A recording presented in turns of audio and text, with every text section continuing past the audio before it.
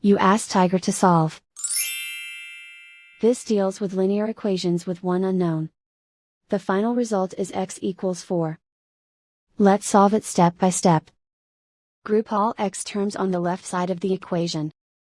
Subtract 7x from both sides. Group like terms. Simplify the arithmetic. Group like terms. Simplify the arithmetic.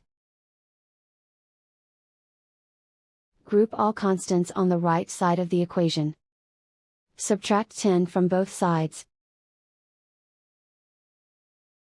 Simplify the arithmetic.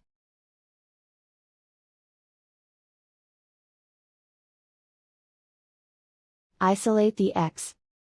Divide both sides by -6. Cancel out the negatives. Simplify the fraction. Cancel out the negatives.